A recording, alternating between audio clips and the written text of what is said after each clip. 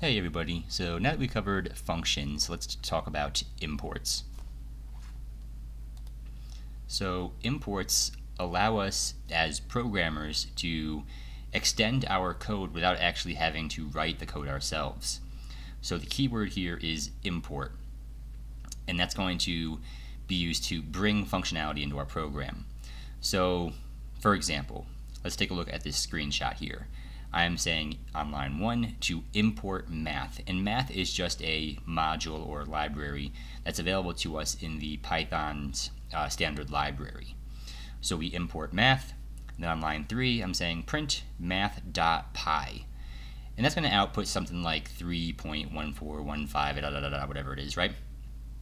So notice here though I didn't have to declare pi, right? I imported math, math has pi, and I just used it.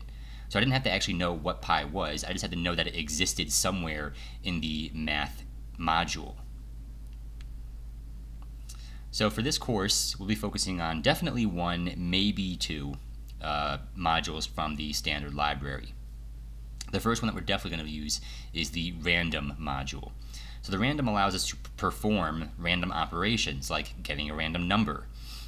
The math module allows us to perform math equations like calculating the square root of a number.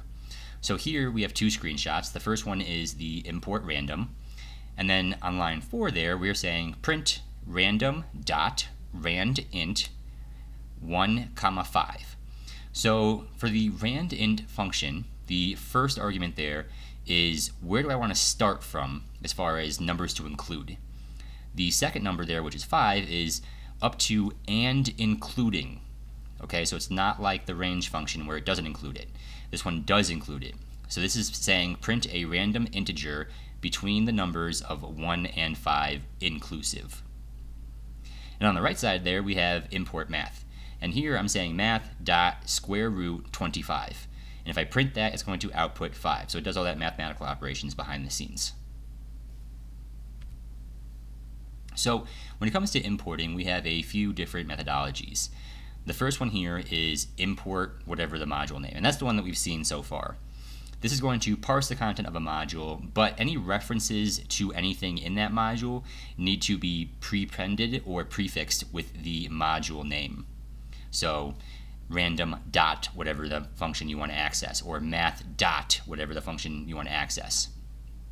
The second option here is from module import function 1, function 2, etc., etc. And this is going to parse specific names from the modules. So you don't have to do that prepending or prefixing anymore.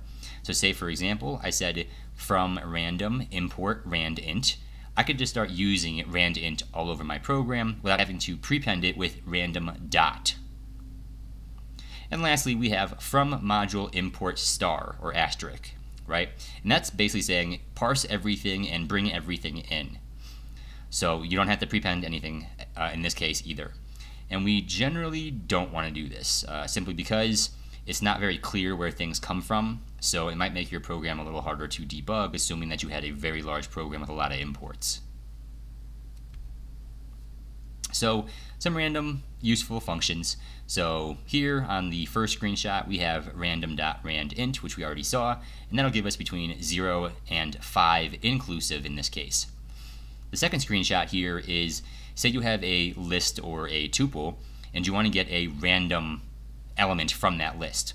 You can use the random.choice and pass it the iterable, which in this case is my list. And that will give you a random element from the list without having to have an index or anything like that. It just chooses one at random. So just a couple of helpful things. And that's really all I wanted to cover for imports. These are going to be important for your upcoming homework assignments and practice problems.